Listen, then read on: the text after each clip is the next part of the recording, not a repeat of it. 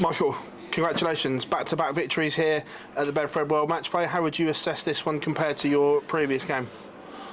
I was in control most of the time in both games. Of course, this game I could have played a lot better, but I think on all the most important games, even to go 4-1 up, to go 9-5 up, then to break his throw, to go 10-8 up with a lovely leg. I was most of the time in control, but I made it myself too difficult, I think. We all know Joe is a good player, but when he just throws them away, when he thinks, my game is gone, then he's the most dangerous one, and that's what nearly happened. I need to make sure I don't put myself in that position, but that's darts, and you need to make sure you keep winning, and it doesn't matter how.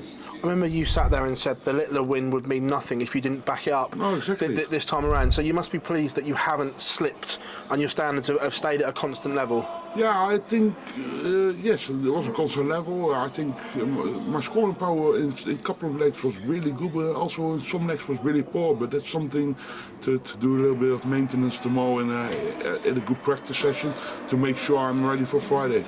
And that on Friday is Andrew Gilding, someone that beat you in the UK Open final. Is it revenge tomorrow? No, if I have to think like that, I have to have a lot of revenges every day, every week. No, I don't think like that. We all know Andrew is a good player, and he's probably one of the most underestimated players on the tour. When he's on it, he can be really dangerous. But I need to make sure I'm going to give him everything, and I think the form is going to suit me. Of course, his pace need, but I think I got enough experience to deal with that situation. Michael, congratulations. Welcome. Joe found another gear towards the end of that game, Michael. What did you have to do to sort of make sure that you came out the winner? Throw a good leg. No, I need to make sure I kept stopping him because, of course, he didn't have a good performance at all. But you still need to make sure you get the win over the line, and I think that was the most important thing about this game tonight. But for me now, I'm confident. I feel good, and to win is always nice.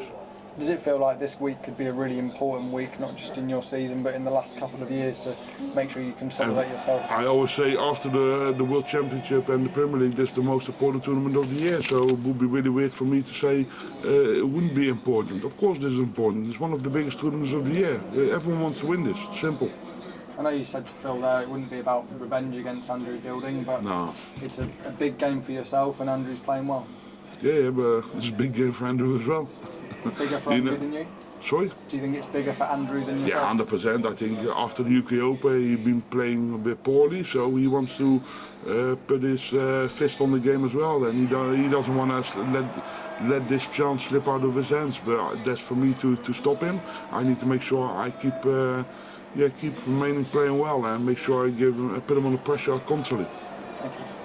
Michael, yesterday Wayne Miles said your draw's gotten easier as you progressed. Littler, Joel Cullen and Andrew Gilding. Would you agree with that? Yes and no, of course. Maybe, yeah, but I don't think Andrew Gilding is a lot worse than Joe Cullen at the moment. Joe Cullen is not going through his best patch of his life. We all know that. I thought I had poor results lately, but yeah, if we talk about him, he had a tough period as well.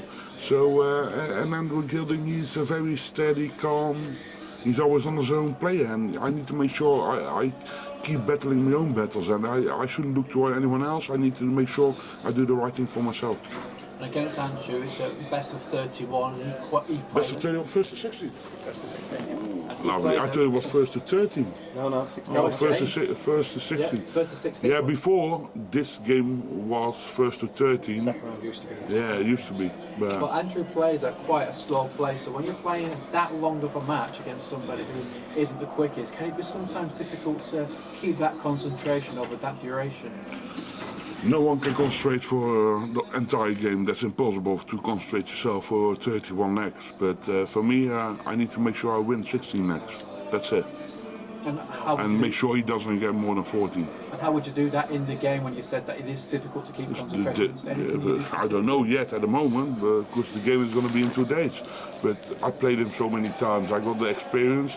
If I'm not ready for that, then you're also not ready to win the title. So you need to make sure you believe in your own ability. Michael, well done. Thank you.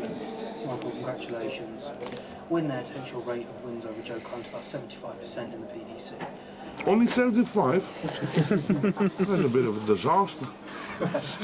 Following off of that, is that something you take notice of? Is it something that gives you a boost at all? People tell me that I beat them most of the time on television, but that doesn't say anything. I've beaten Dimitri probably most of my games, but one day he will beat me as well. You know, that's the way how darts goes. The first 5 times I played, what's his name? One that Peter Manley, I lost to him. You know what I mean? But it doesn't mean you can't win the game after. That's the way how. If you never believe in winning the game, you shouldn't start. And how much good will a game like that do for you going forward? Because perhaps neither of you were at your best over the course of the match. But that means there's still something. If you play your best game, then there's nothing after that to gain. There's nothing there to get, and it will be more difficult because you can't do it any better. There's still a lot more in the tank now, and I know I've got still a lot to improve. My game has to be better, but I will be ready for it. In that game, did you feel more relaxed than in the game against Luke Littler? A little bit too relaxed in some points. When you're 4-1 up, when you're 9-5 up, then in your mind you think you're going to win the game, and that's also a little bit of danger sometimes. And that happens. It's not that I'm going to have it out of my mind now. That's not the way how it works. But it's darts, and darts is sometimes a cruel game. And when it comes to mental games. But for me, I won, and I don't care how you win, as long as you win. That's the most important. And as you've already alluded to, you've got Andrew Gilding next. It's going to be a different approach, maybe, to your pacing of how to stay in that focus. I don't approach any game any different, because I'm not going to change my game towards anyone else. They have to change towards me. I'm a big enough player that I know I've been through all the circumstances. I've been there, I've done it. So I need to make sure I believe in my own ability, and I'm not looking to anyone else. Michael, fantastic result, and good luck in the next round. Thank you very much. Thanks everyone. That's great. Cheers. Thank you, Michael. Thank you, Michael. Cheers, guys.